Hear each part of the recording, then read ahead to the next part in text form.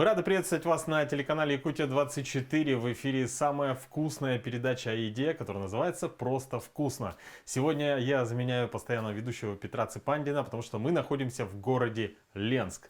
И сегодня замечательное блюдо будет готовить наш гость. Это очень известный в Ленске человек Александр Васильевич Саморцев.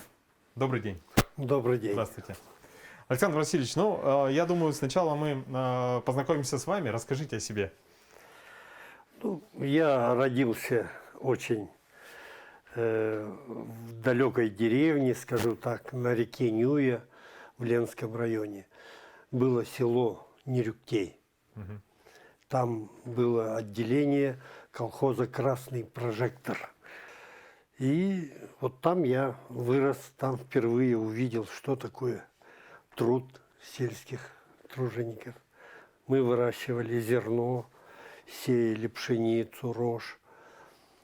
Этот урожай куда-то сдавали. И поскольку отец у меня был фронтовик, он с фронта вернулся весь раненый, израненный, и долго не прожил. И когда я был еще в животе у мамы, отца не стало. Поэтому я вырос под мужским воспитанием деда. Дмитрий Николаевич Попов – это очень известный в свое время и охотник, и рыбак, и труженик. Это вообще удивительнейший человек был. Ну и вот у мамы было много детей, поэтому пацанами занимался дед в основном. И вот мы в тайге жили, росли, учились в Нюе. В Нюе был интернат. И в этот интернат в те времена во всех малых поселениях района были семьи, в которых дети. И вот везли всех детей из тайги в Нюю, сдавали в интернат, и мы до каникул родителей не видели. Ну и вот, я бы не сказал, что это плохо, это в какой-то степени в воспитательных планах. Плюс социализация, я бы сказал, происходит, да. Человек сразу как-то находит свое место. И мне повезло в том, что у меня 3 старших сестры были, старше меня. И вот они контролировали меня. Еще был старший брат, но он родился еще до войны, и он уже в школе не учился, когда я пошел в 1 класс. И 3 сестры, одна сестра 1 неделю дежурит надо мной, контроль. 2-ю неделю 2-я сестра, 3-ю неделю 3-я. Передавали дежурство друг другу? Передавали друг другу. И сестра, одна из сестер 1 неделю отвечала за то, чтобы одежда у меня была чистая, чтобы выучены уроки были. Жесткая дисциплина была. И вот 3 сестры, у них у всех разные характеры, разные отношения к младшему брату. Одна строгая, другая требовательная, 3-я наоборот.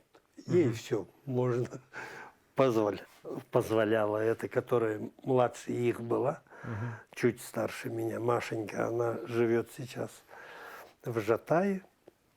И вот одна сестра живет в Нюе, и средняя, самая строгая моя сестра живет в Ленске, Галина Васильевна. И вот я вырос, можно сказать, в интернате, в тайге воспитан. Кстати, вопрос, а опека сестер, она до какого возраста продолжалась? Пока старшие сестры не выпорхнули из школы, из интерната. Одна уехала учиться, потом 2-я, потом 3-я. И я уже самостоятельным человеком стал. Вот так вот. После школы вообще у меня мечта была стать военно-морским офицером. Я мечтал о Нахимовском училище и приехал сюда после 8 класса в Ленск, в то время Мухтуя. Кстати, вот здесь совершенно рядом, в 100 метрах от этого дома, находился военкомат. И там я подал заявление, все приняли. Но военком, уходя в отпуск, мне сказал, говорит: Саша, будь внимателен, у тебя вот поездка на экзамены, вот такого-то числа, смотри, на тебя билеты к тому времени будут, все будет. Ты, главное, смотри, не опоздай. Когда время подошло, я приехал, а военкома нету. Вместо него остался старший лейтенант, который исполнял его обязанности. Он человек был совершенно другого плана, и он отнесся ко мне совсем по-другому. И он смотрит на документы и говорит: нет, рано еще, иди гуляй. Ну ладно. Я хожу, потом вдруг узнаю, что из Нюи еще один мой в параллели учился, Саша Тарасов, тоже поступает в военное училище. И он приехал, уезжать собрался. Он говорит: а ты? Я говорю: я вот документы сдал, мне сказали, надо ехать вот такого-то числа. А зам военкома не отпускает, говорит, рано. Ну, приехали. Я, кстати, предлагаю, я понимаю, очень Ну. интересная история, и она, скорее всего, Да. хорошей и продолжительной. Я предлагаю параллельно, готовить, начать готовку. Давайте. Да, я так понимаю, Давай. что я вижу, что у нас здесь, в этой тарелке, что вы сегодня будем готовить? Это охотничья, называется шурпа, которая готовится очень просто. Мясо, вода. Вот ингредиенты, давайте. Вот водичку. Туда кладем мясо. Весь кувшин сюда, да? Или... Можно весь. Да. Так. Вот кусочки мяса порубленные, желательно с косточкой, обязательно. Реберная часть, да? Да, реберная часть. Вот лавровый лист. Вот мясо складываем и одну луковицу. Все. Больше сюда кладется только соль и водички долить. Так, воды сейчас дольем. Так, я обычно, вообще, сегодня я заменяю Петра, да? Да, У нас да, сегодня да. это второй выпуск с моим участием. Обычно что-то готовится, режется, и в том числе в других кулинарных передачах. Здесь у нас 3 куска мяса, лавровый лист и луковица. Охотничья добыча, которую порубили еще в лесу. Все, это же природа. Шикарно. И Всё это чистейшее. блюдо можно сделать и на природе. То есть И, на охоте. да, мы вот так и так делается. и делаем. А почему это очень в лесу популярное блюдо? Потому что вот я, когда начинал охотиться с дедушкой, да, в те времена ни буранов, ни других снегоходов, ничего не было. Все на себе. Поэтому в лес ничего лишнего не несли. Человек идет в лес, у него щепотка соли с собой и заварка. Все, плитка заварки, чая плиточного. И все, там муки немного есть, чтобы лепешки постряпать. Больше ничего лишнего. Поэтому там и рождались вот такие блюда. Никаких замысловатостей. Эта луковица, конечно, появилась в последние годы, потому что луковица, видимо, придает какое-то особое свойство бульону, что говорят, вот без луковицы невкусно. Не знаю, я с детства привык, что это без луковицы. Вот сегодня будет замечательная теперь, возможность да. узнать. Да. На вкус. Действительно, очень простое, очень практичное блюдо. И зато у нас есть время пообщаться. Мы остановились. Пока сварится. Да, все, оно уже сейчас закипит, будем следить за этим. А вы поступали в военное училище? Да, было желание поступить в военное училище, но вот сбой произошел из-за того, что военком уехал в отпуск, а его заместитель просмотрел то, что мои документы лежат первыми, а сверху лежат документы моего друга. А у него экзамены в Благовещенске, и они на неделю позже. Выезд из Ленска. А у меня экзамены на Черном море, в Севастополе или где-то. Там вот Нахимовское училище было в советское время. И надо было лететь туда, из-за этого у меня на неделю раньше вылет из Мухтуи. А этот заместитель военкома в этот момент не учел. И когда отдавал документы Саше Тарасову, и он увидел, что у меня, оказывается, отправка-то на неделю раньше. Но было уже поздно.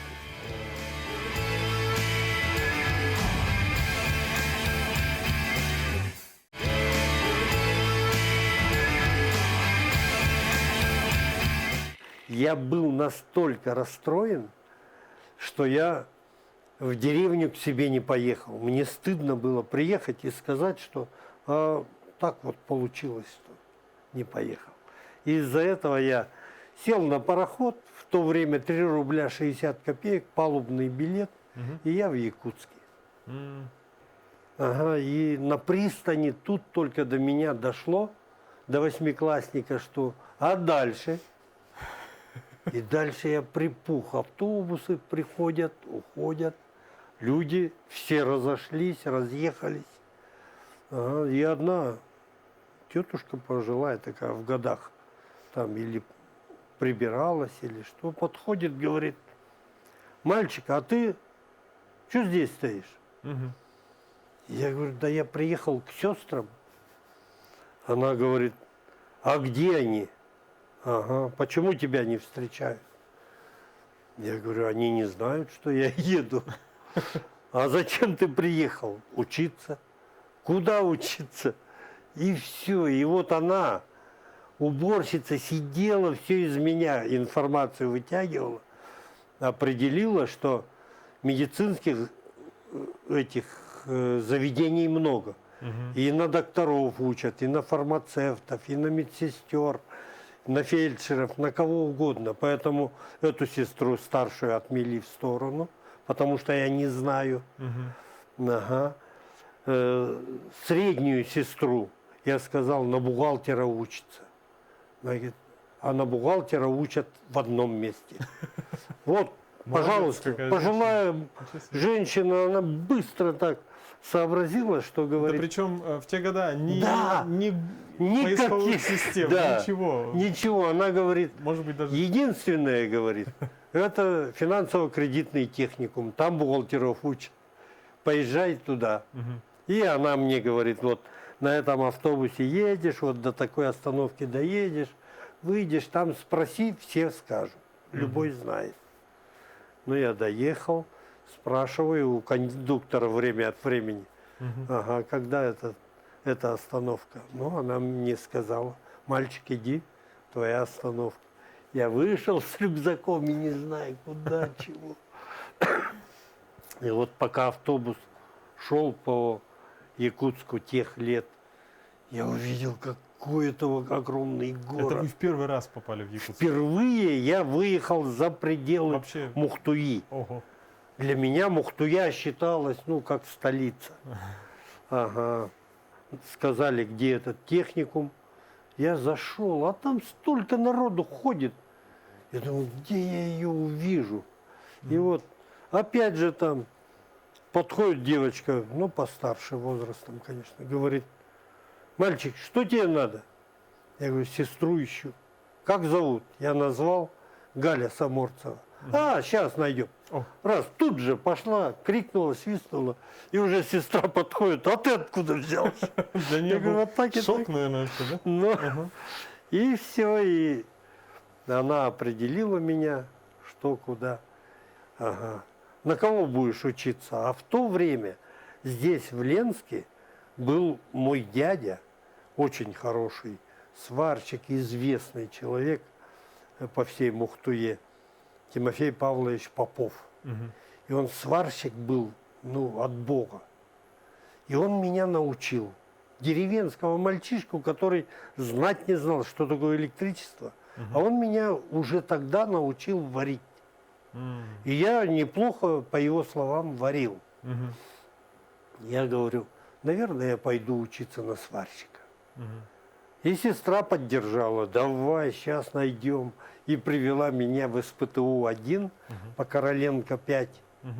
И меня приняли. И я пошел, когда учиться, когда все мои однокурсники учились зажигать дугу, а я уже варил. И мастер из-за этого оставлял меня вместо себя, говорит, учи, давай. А сам по своим делам куда-то уходит. Да. Бесплатное образование. Он по своим делам бегает, но он хороший был мастер.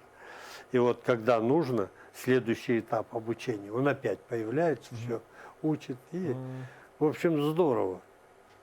И я закончил очень хорошо это училище. И вернулся сюда и пошел в авторемонтные мастерские. В Якут-Алмазе были авторемонтные мастерские в то время.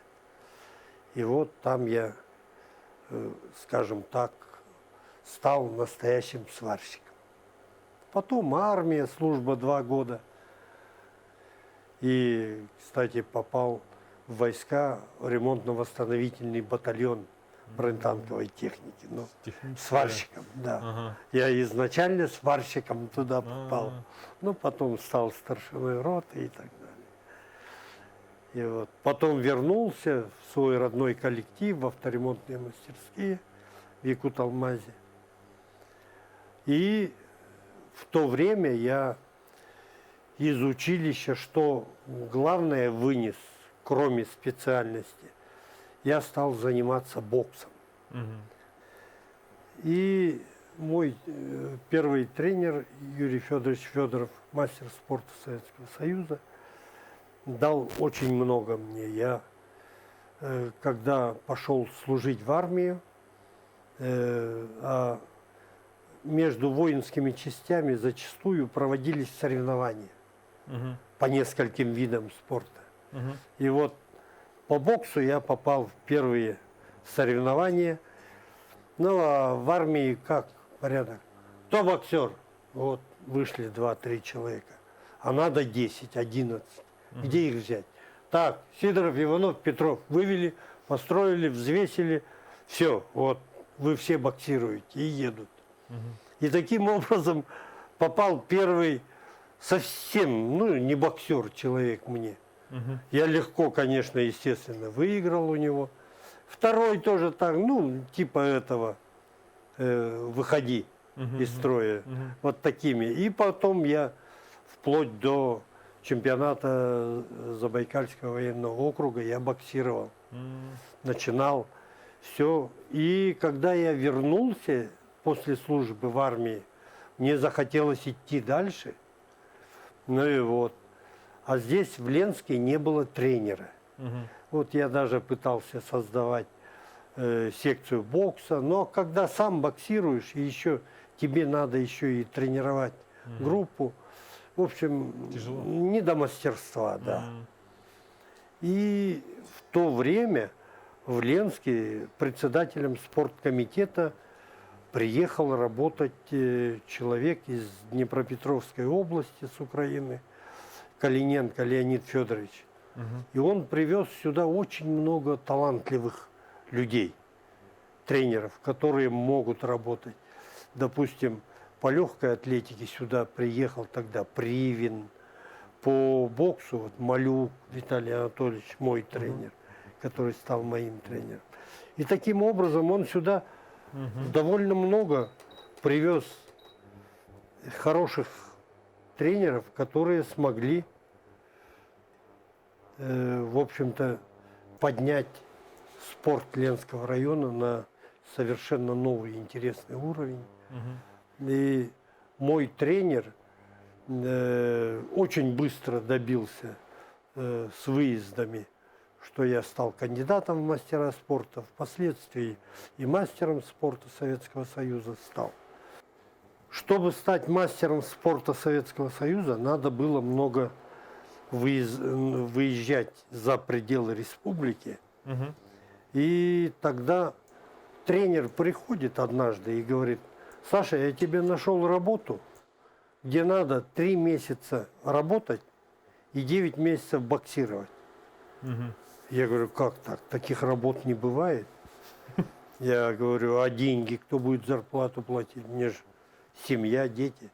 Он говорит, там деньги платят круглый год, а работать надо 3 месяца. 9 месяцев боксировать. Я говорю, что за предприятие такое? Скажи, Тоже куда? интересно. И не говорит он ни в какую. Ага. А в то время здесь, в Ленске, волей судьбы оказался Пахомов Артур, который впоследствии стал известнейшим тренером, все. И он тоже был кандидат в мастера спорта. Ему тоже надо было выезжать, но у него тоже проблемы с работой также были. Ему не давали выездов. И тренер говорит, пойдемте. И вот он нас приводит куда-то на окраину совсем, улица Мухтуйская. Приходим туда, и на входе я читаю вывеску, что за контора. База авиационной охраны лесов. Я думаю, что такое там? Наверное, авиация, с авиацией связано. А мы с Артуром так далеки от авиации. Думаю, что он придумал. Заходим туда, и оказывается, там нужны парашютисты пожарные. И вот говорят, вот, давайте, мы вас принимаем на работу, обучаем, и вы становитесь парашютистами пожарными.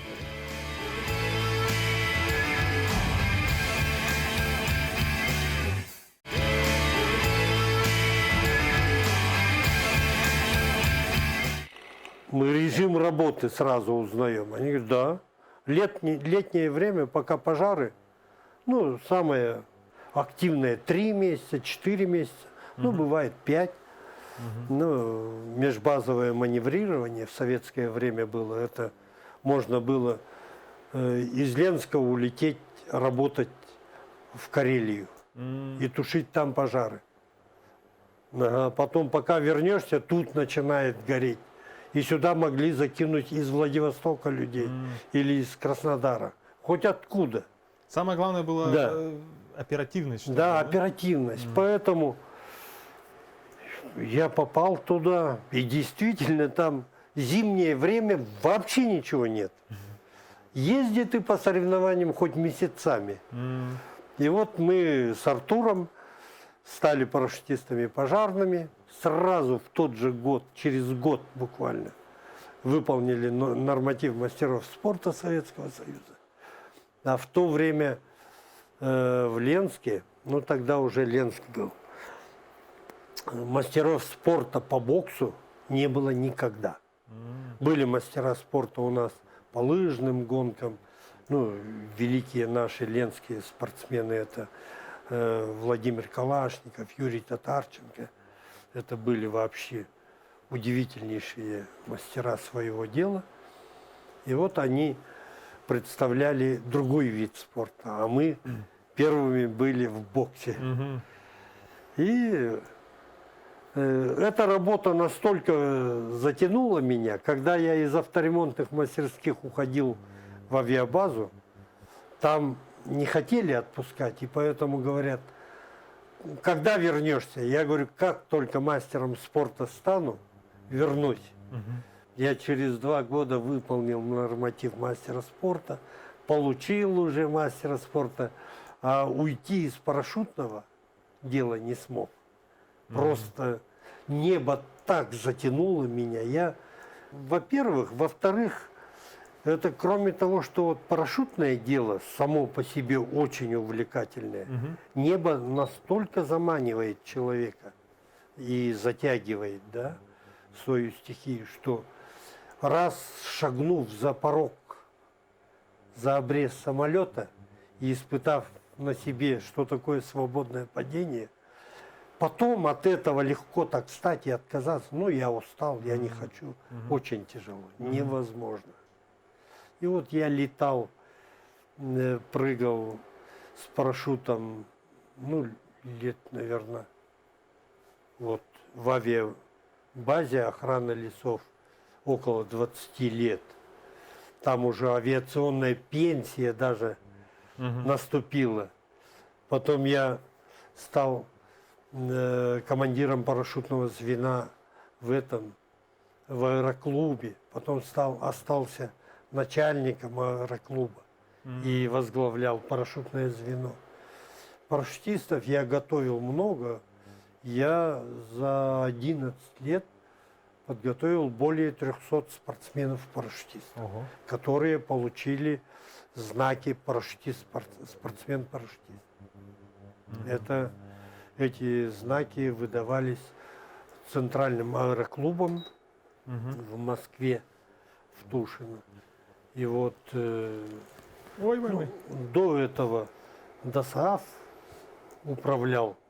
И потом, когда я закончил работу в авиалесоохране, я создал аэроклуб, чтобы только остаться в небе. Вы сами создали аэроклуб? Да, сам создал аэроклуб, готовил ребят, парашютистов. Ну и вот. Но Так, ну да. проблемным с обучением и с получением финансовых средств на аренду летательных аппаратов. Это самая затратная составляющая. Если в советское время аренда самолета Ан-2 на 1 час составляла 190 рублей в час, то потом пошли многотысячные цены. Ну, естественно, никто оплачивать не хотел. Но первые годы работы моего аэроклуба многие предприниматели ленские, чисто из уважения к спорту этому, помогали. Допустим, известный сейчас строитель Кукса Анатолий Владимирович, в то время, молодой, энергичный строитель, он оплачивал мне летные часы на Ан-2 в аэропорт для того, чтобы на эти часы могли попрыгать, полетать парашютисты-спортсмены. То же самое сегодняшний глава района Жумар Жаксылыкович Абельманов в то время был бизнесменом в области автотранспортных услуг. Он тоже оплачивал мне вот эти самолеты. Но очень большую роль сыграл и длительное время помогал нам в финансировании наших этих высокозатратных полетов Мачаев Иван Иннокентьевич. Это был генеральный директор Среднеленской нефтеразведочной экспедиции. И они в то время добывали нефть на Толкане, где сейчас вот большие вот эти месторождения. Они добывали нефть, и эту нефть доставляли по трубопроводу до Лены, и по Лене эту нефть развозили по республике. И вот он, зная, что авиапредприятие, Мирнинское авиапредприятие отапливает свои котельные его нефтью, он мне предложил такой вариант. Он говорит, деньги платить даже людям, зарплату заплатить нечем, нету налички. Я поэтому оплатить тебе часы не могу, но могу дать тебе нефть. Найди применение этой нефти. Я тебе подскажу, куда можно сбыть. И он подсказал авиапредприятие. Он говорит, я легко отгружу им. И получается взаимозачет. Да, я поехал в Мирный, разговариваю там с генеральным, что, мол, так и так, есть возможность отапливать ваши котельные вот за счет парашютистов. У нас нефть есть. Ну, откуда у вас нефть? Вы с неба прыгаете.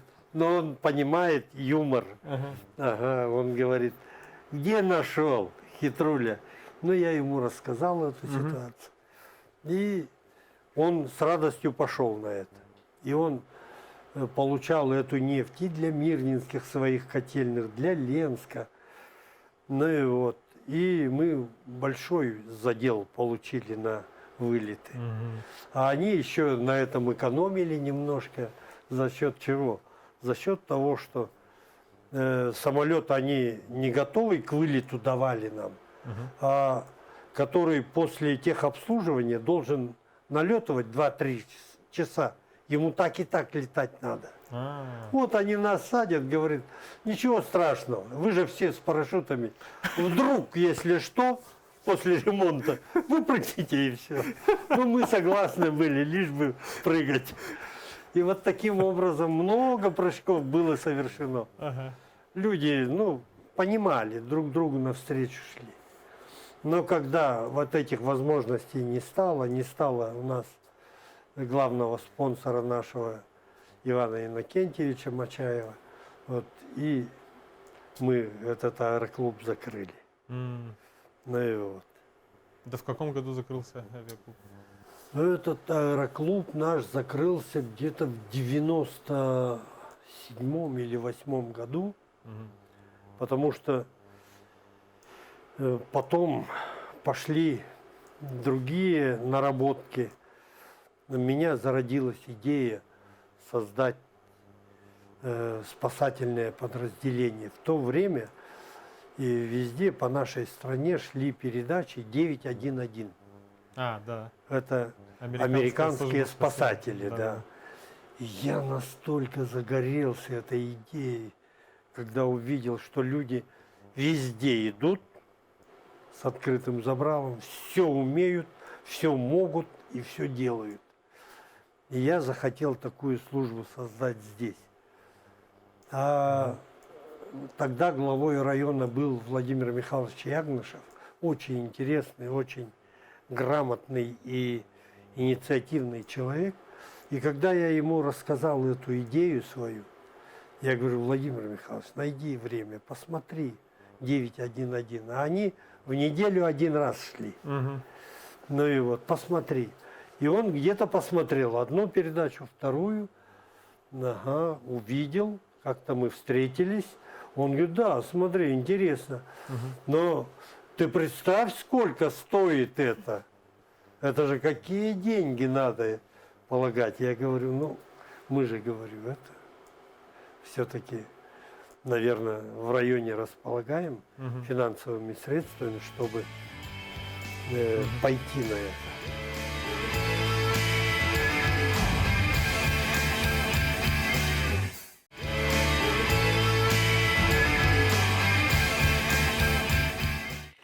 И так разговор у нас остался как бы в разговором только. Ну, получается, служба Да. спасения, она до сих пор с вами по жизни, да? То есть вы Да, сейчас но тогда, в 95-м году, начал тонуть город Ленск. Мгм. Ага. Вода начала прибывать в этом, на острове Батамайский очень сильный затор образовался. И уже некоторые микрорайоны, их стало топить. Мгм. И меня вызывает Владимир Михайлович и говорит, Саша, помнишь, ты мне рассказывал про службу спасения? Я говорю, да. Ты говорил, они все могут. Я говорю, да. Мгм. Ну, вот, спасай город. Мгм. Я говорю, ну, тогда надо взрывчатку. Где ее возьмешь? Мгм. Он говорит, берет трубку, набирает руководителю УМТС. Мгм. Ага, и говорит, все, 20 тонн взрывчатки быстро в Батамай, чтобы там было после обеда. Я говорю, и что? Он говорит, привезут, сейчас привезут. Я говорю, ничего себе. Я сам взрывник, Мгм. я располагаю документами на право руководства взрывными работами. И я знаю, насколько это трудный вопрос, Мгм. чтобы получить взрывчатые материалы. Тем более 20 тонн. А тут человек берет трубку, сказал, увези, ага, и не 20 грамм, а 20 тонн. И, говорит, полетели. Все. Тут же берет трубку опять, набирает аэропорт. Вертолет готовьте с хорошим экипажем. Всё. Приезжаем в аэропорт, вот он, вертолет. Сели, полетели вместе с ним. М. Полетали, посмотрели над этим, над Батамайским островом. определили, где надо взрывать. Ну давай, взрывчатка подходит. Одна машина, вторая машина. Я думаю, ничего себе. И все, что нужно, есть, главное. Он спрашивал, Ага. взрывчатка только нужна? Я говорю, нет, там средства взрывания нужны. Вот такие, Детонаторы, да? такие. Да, все я ему Мгм. заказал. Мгм. Машина приехала, все есть, за склад сидит там. Говорит, вот на ваше имя отписано, расписывайтесь, получайте. Мы поехали. Ой-ой-ой, думаю, ничего себе. Мгм. И мы получили, Мгм. и прямо и при Ягнышеве, он стоит, Ягнышев с одной стороны, с другой стороны Самойлов Виктор Иванович, его первый заместитель, и смотрят, что я делаю. Мгм. Ну, я завожу взрывчатку, раскладываю на льду, ну, как учат. Мгм. Пробую взрывать, бесполезно. Этот затор стоит, как То есть цементная. взрывы происходят, но Бесполезно, подвижек ничего не нет. делается, Ага. да. Я возвращаюсь назад, ага, подсаживаюсь и начинаю испытывать капсуля-детонаторы, изолирую, чтобы вода туда не попала. То есть вы Поджигаю всё под- и в воду давай запускать. Ага. Они срабатывают. Сколько запустил, все сработали. Мгм. Я говорю, тогда можно использовать вот такой вариант. Давай под воду контейнер запустим. М. И у этих спрашиваю, у завсклада, можно один контейнер мы используем? Она говорит, да хоть все контейнера, Мгм. только Ленск спасите. Ну и все, мы набили одну этими капсулями-детонаторами, все, чтобы 3-4 капсуля было. Запас. Да. Ага. А вдруг один Ага. потухнет, второй потухнет. Мгм. Ну и длину огнепроводного шнура рассчитали, все. И с летчиками берем на внешнюю подвеску этот контейнер и везем к месту затора. Мгм. Рядом ставим, но перед тем, как контейнер привезти, мы пробиваем майну. Мгм. Накладными взрывами делаем отверстие во льду. А. И вот зажигаем все 3-4 там зажигательных трубки. Этот Бигфордов шнур поджигаем. Берем контейнер и опускаем в эту майну. Мгм. Контейнер тонет, мы улетаем. И потом срабатывает это все подо льдом, под водой. М. Но эффект был настолько сильным, что вот один взрыв и все ушло. Ух ты. И так мы обрадовались, а ну остаток взрывчатки весь ушел на склады. Ну и Владимир Михайлович, все, говорит, надо службу создавать, деваться А некуда. по факту были Если- вы, грубо говоря, один там. Совершенно, То есть- у нас не было ничего. Мгм. Ага, службы не было еще. Ну, Александр Васильевич, я так понимаю, что вот этот паводок показал эффективность спасательной службы, и с тех пор уже образовался спасательный отряд. Ну да, Владимир Михайлович Ягнышев принял решение, что надо службу создавать. Но, к сожалению, он быстро ушел из жизни, так получилось.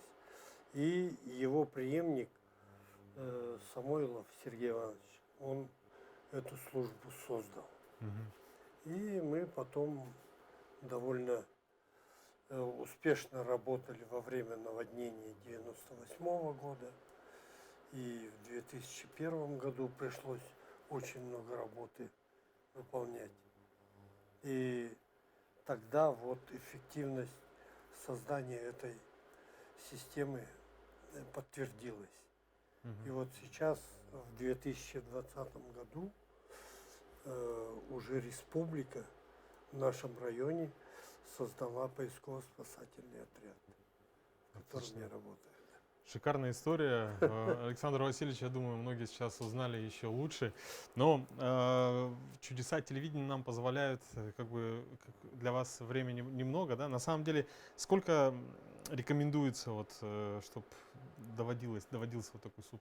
Ну, времени? на малом огне, если 2 часа, не менее 2 часов покипит, Мгм. то тогда И бульон очень наваристый получается. Вкус совершенно иной, чем в том случае, если он покипит 30-40 минут. Мгм. Ну, у нас... И Ага, да-да-да. поэтому качество, я думаю, Так, давайте само за попробуем. себя скажет.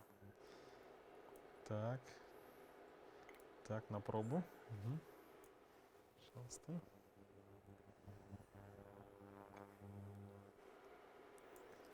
Так, попробуем сначала бульончик. О. Соответствует. Да, И вода, все. Все ингредиенты.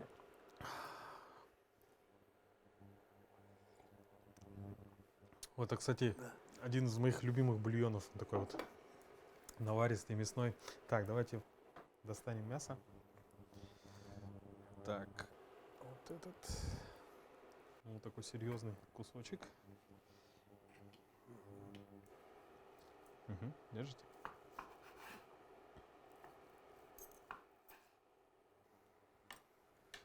Будем испытывать теперь. Так.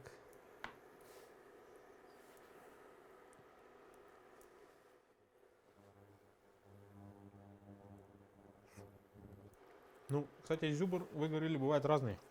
Бывает очень жирный, да, мясо? Да, да. Ну, это самец после гона, М, поэтому у него жира нет в таком количестве. хорошо. Да, как раз, когда жира много, тоже не Да, очень тяжело. хорошо. Да, тяжело. Как будто в лесу побывал.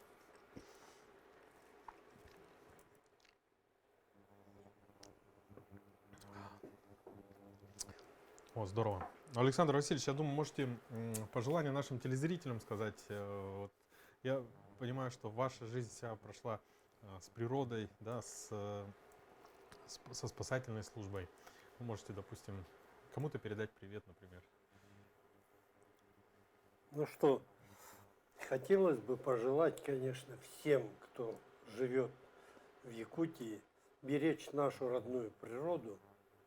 Это такой залог нашего будущего. Это сбереженная нами природа. Сегодня, в век наших сегодняшних современных технологий и недра добывают из недр столько и такими методами, что природу нам, простым людям, очень надо беречь, потому что недропользователи о нашей природе мало думают. Надо думать нам. Ну, Александр Васильевич, я вас хочу в свою очередь поблагодарить за то, что вы пришли и приготовили такое простое, вкусное блюдо, то есть доказательство еще раз того, что простые ингредиенты могут сделать очень хорошее питательное блюдо. Ну и, конечно, нашим телезрителям желаем быть здоровыми, хорошо, вкусно готовить.